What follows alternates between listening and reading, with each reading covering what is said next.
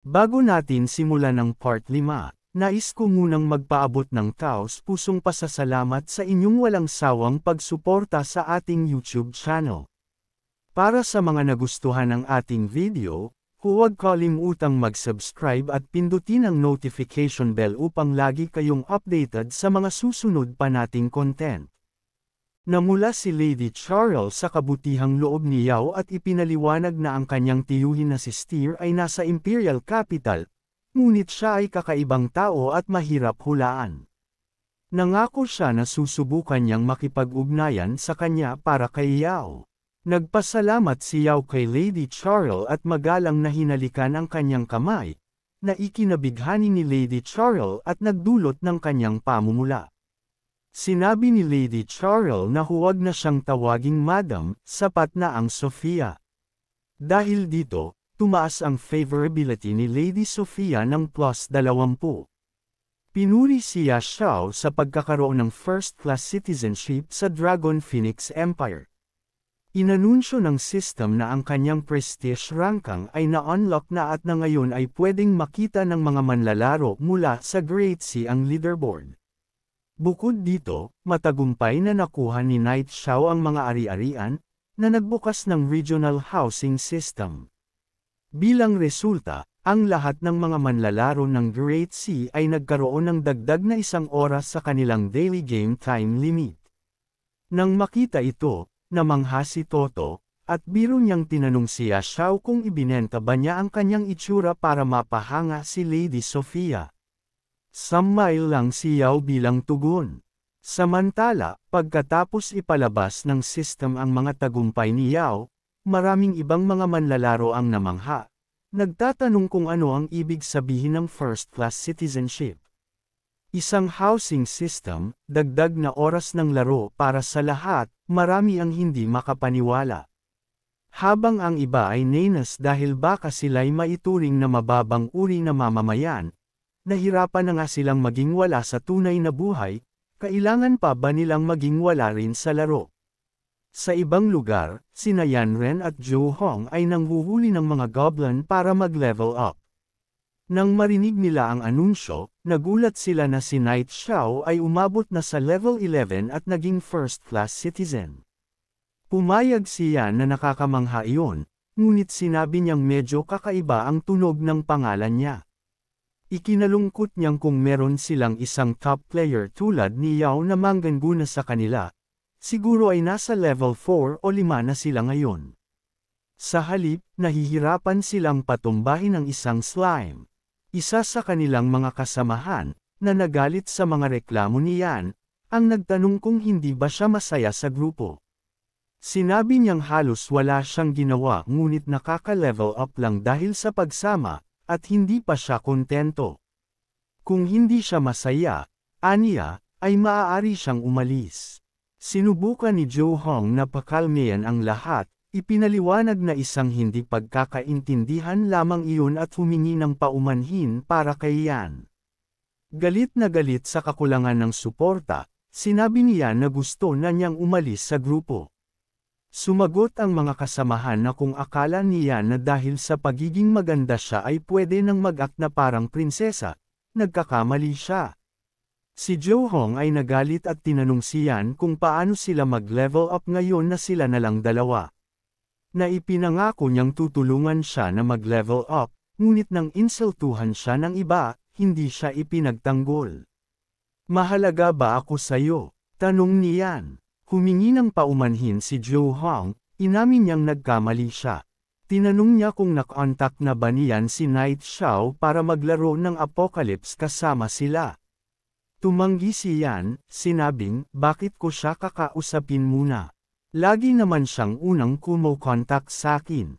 Muling humingi ng paumanhin si Zhou Hong, sinabi niyang alam niyang may pride siya. Pero nagmakaawa siyang kontakan siya Xiao kahit isang beses lang para matulungan sila mag-level up. Naantig si Yan sa kanyang pakiusap, kaya pumayag siyang isaalang-alang ito. Sinabing magme-message siya kay Knight Xiao pagkatapos niyang mag-log off. Nagpaalam si Zhou Hong, nagsabing maghihintay siya ng magandang balita. Nag-log off si Yan Ren, kinuha ang kanyang cellphone, at nagdesisyong kontakin si Yao. Xiao, bagamat medyo magarbo ang kanyang paggastos, handa siyang bigyan siya ng isa pang pagkakataon. Nagpadala siya ng mensahe kay Yao Xiao na nagsasabing naglalaro siya ng isang laro na tinatawag na Apocalypse. Hinikayat niyang magmadali, bumili ng mga kinakailangang gamit, at tulungan silang mag-level up ni Zhou Tao. Kung mapapasama siya sa rangkang board, baka maisip pa niyang maging girlfriend siya, isang galante na kilos sa kanyang bahagi. 5 minuto ang lumipas, pero wala pa ring reply. Nang tingnan niya ulit ang kanyang telepono, napansin niyang tinanggal siya ni Yao mula sa kanyang friends list. Galit na galit si Yan, at tinanong kung paano niya nagawa iyon. Nangako siyang mula sa araw na iyon, tapos na ang lahat sa kanila. Kahit pa magmakaawa siya at magyukod na parang aso, hindi na siya magpapatawad. Samantala, sa loob ng laro sa silangang distrito ng Windowleaf City, sinabi ni Yao kay Toto na malapit nang umunlad ang Western District, tulad ng nangyari dito sa Eastern District. Pumunta siya para ipailalim sa appraisal ang ilan sa kanyang mga bagong gamit, kaya nagpunta siya sa isang shop. Ngunit sinabi ng shopkeeper na ang kanilang pinag-a-appraise lamang ay silver grade equipment pataas. Kung mayroong bronze grade equipment, kailangan niyang pumunta sa ibang shop sa labas ng syudad. Bilang tugon, inilabas ni Yao Xiao ang isa sa kanyang dark gold tier na gamit at tinanong kung kaya itong i-handle ng shopkeeper. Sinuri ng shopkeeper ang gamit ng may pagtataka. Talagang ang dark gold grade ito. Ngumiti siya at tiniyak kay Ya Xiao na bilang isang gold tier appraiser, mayroon siyang higit sa 80% na success rate. Ang tanging kondisyon ay ang appraisal ng dark gold grade na gamit ay nagkakahalaga ng 100 gold coins bawat isa. Hindi nagpatinag si Ya Xiao at ibinigay ang pera, at binanggit na mayroon pa siyang ilang dark gold tier na gamit na kailangan ding ipa-appraise. Laking gulat ng shopkeeper. Malinaw na mayaman ang customer na ito. Pinadali pa ni Yaya at sinabi niyang nagmamadali siya.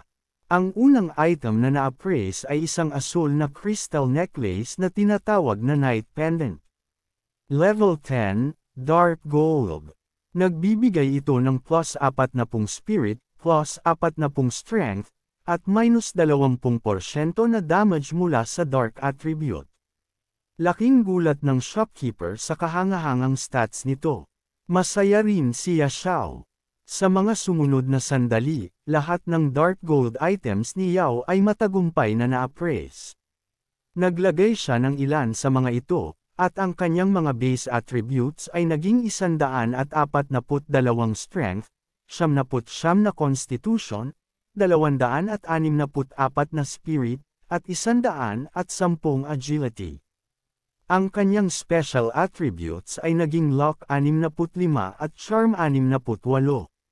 Sa mga stat na ito, mas naging kumpiyansa si Yao sa kanyang mga kakayahan. Tinanong ni Toto kung ano ang kanilang plano, na napansin niyang wala pang update mula kay Lady Sophia. Nagdesisyon si Yao na mas mabuti pang pumunta na lang sa Grey Mist Valley para mag-level up. Ilang sandali lang, dumating sila. Nagulat si Toto sa nakita niyang mga level 20 na monsters, at binalaan siya na hindi ito angkop na lugar para sa level 11 na player. Tumango siya bilang pag-ako, pero bago pa sila makapagpatuloy, lumabas ang isang grupo ng mga level 21 na gay hyenas. Dahil sa kaagnasan ng Grey Mist sa valley, ang mga hyenas na ito ay naging mas marahas kaysa sa karaniwan, at kilala sila sa pag-atake mula sa likuran. Mabilis na tinawag ni Yao si Little Gray upang labanan sila. Pumailan lang ang Dragon Breath attack ni Little Gray, agad na tinalo ang mga Gray Hyenas. Samantala, tahimik na umiinom ng tsa si Yao, at napansin na kahit na mataas ang level ng mga monsters dito, kusang lumapit sa kanila, at kayang-kaya silang patagilid ni Little Gray. Sa loob ng 2 oras, pinrotektahan ni Little Gray ang bawat monster na lumapit masyado. Sa pagtatapos ng laban, madaling umabot siya. Xiao sa level 12, at si Little Gray ay umabot din sa level 12. Namangha si Yao sa kung paano naging madali ang mag-level up. Sa bilis ng pangyayari, baka maabot niya ang level 20 sa loob lamang ng ilang araw. Habang kinakalap ang mga gamit ng mga nahulog na monsters, nakakita siya ng isang beginner fireball spell scroll. Nagbiro si Toto na baka magmukhang kakaiba ang isang beast tamer na gumagamit ng fireball, pero ngumingiti lang si Yaya, na nagsabing mas mabuti pa ang magkaroon ng maraming kasanayan. Matagumpay niyang natutunan ang fireball, na nagdudulot ng 150% ng kanyang spirit bilang magic damage, may first segundong cast time, kumokonsumo ng 50 mapi, at may 5 segundong cooldown.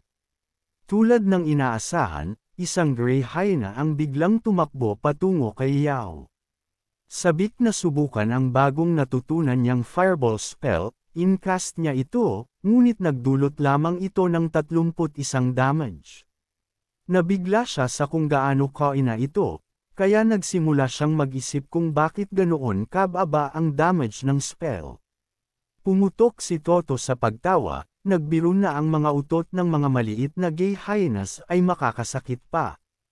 Hindi siya pinansin ni Yao at tinignan ang oras. Napansin niyang may second oras na lang bago magsimula ang opisyal na public release sa ikatlong araw ng Doomsday. Sa sandaling iyon, ang lahat ng mga mamamayan ng Great Sea Kingdom, na may edad 16 pataas, ay pipilitang mapasok sa mapanganib na larong ito, na magdudulot ng malawakang pagbabago sa mundo. Tulad ng inaasahan, eksaktong 2 oras matapos iyon, sa tunay na mundo, ang madilim na mga thundercloud ay bumalot sa kalangitan. Isang kumikislap na asul na system window ang lumitaw sa harap ng lahat ng may edad 16 pataas, na nagpapakita ng mga salitang, Doomsday. Entering game. Naguluhan ang mga tao kung ito ba ay isang uri ng prank sa hateng gabi hanggang sa bigla silang hilahin papasok sa Doomsday game.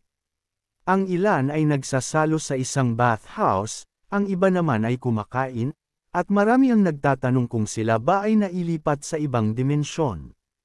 Pati si Yan at Joe Hong ay pilit ding pumasok sa laro. Si Yan, na medyo naguguluhan, ay nagtaka kung bakit siya ay automatikong nakalogin. Si Joe Hong, na pareho ang pagkalito, ay nagsabi na siya ay kasalo sa isang midnight snack kay Wong Wan at iba pa nang siya ay hilahin papasok. Habang tinitingnan ang paligid, napansin nilang marami pang ibang tao ang nahila rin. Ngayon, malinaw na ang Doomsday ay nagsanib na sa realidad.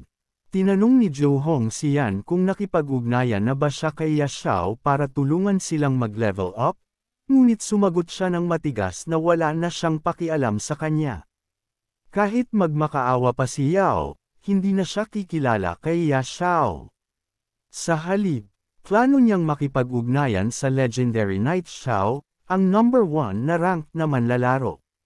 Nagulat si Joe Hong at tinanong siya kung talagang kilala niya ang top-ranked player. Ngumiti si Yan at inamin na hindi pa, ngunit wala pang lalaki na nakaligtas sa kanyang mga alindog, kaya't balak niyang hikayatin siyang tulungan sila. Noong sandaling iyon, isang system-wide announcement ang umalangaw-ngaw sa buong laro. Ipinapalam sa lahat na ang mga mamamayan ng Great Sea Kingdom na may edad 16 pataas ay pinilit na mag-login sa Doomsday. Nawala ang logout function, kaya't naging imposibleng magbitiw ng kusa. Dagdag pa, ang spawn point ng bawat manlalaro ay tumutugma sa kanilang lokasyon sa tunay na mundo. Ang mga malalapit sa isa't isa sa tunay na buhay ay magkakaroon ng malapit na kinaroroonan sa laro. Mas nakakatakot, kung ang isang manlalaro ay mamatay sa laro, hindi na sila babalik sa tunay na mundo. Sa pagkatuklas na ito, napagtanto ng mga bagong dating na may malubhang mali. Marami ang nakapag-alala na si Knight Xiao ay mabilis na umabot ng mataas na level sa beta, at may mga nagsasabi na maaaring siya ay isang game master. Naniniwala sila na kung may sinuman na nakakaalam kung paano makalabas, siya iyon. Nagtakda sila ng layunin, at ipinangako nilang hahanap nila siya kahit anong mangyari.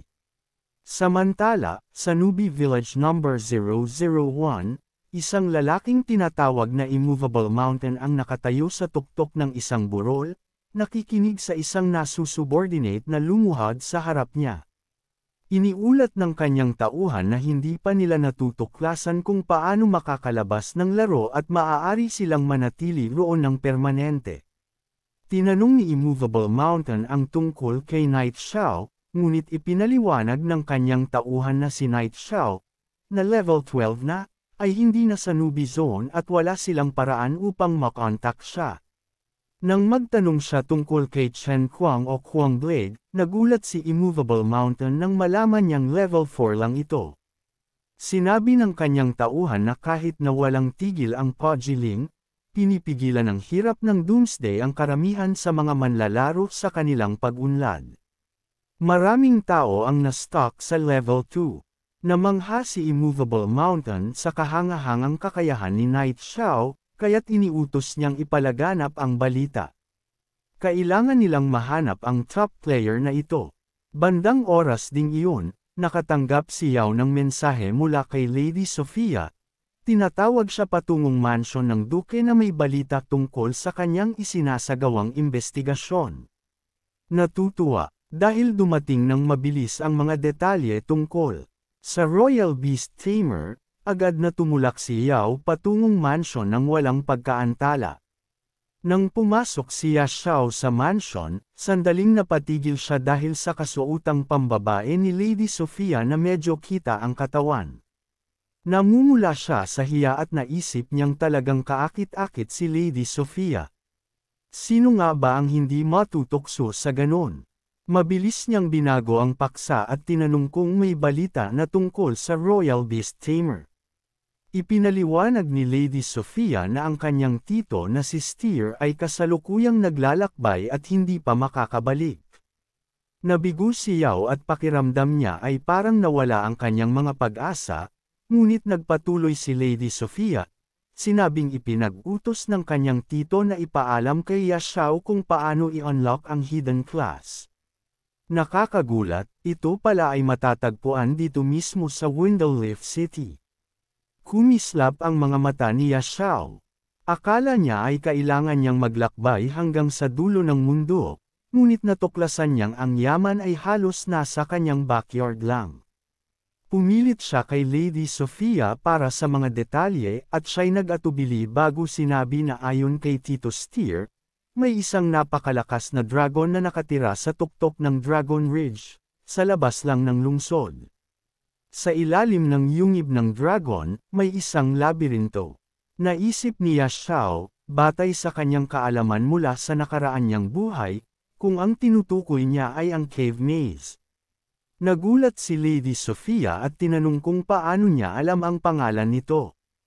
Ipinagpaliban ni Xiao ang tanong, sinabing narinig niya ito dati. Sa nakaraan niyang buhay, matagal niyang pinagdaanan ang cave maze, at nakaharap lang siya sa isang level 80 Demonized boss, walang dragon.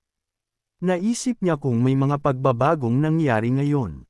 Kinumpirma ni Lady Sophia na ipinagdiinan ng kanyang tito na may dragon na nagbabantay sa lugar na iyon.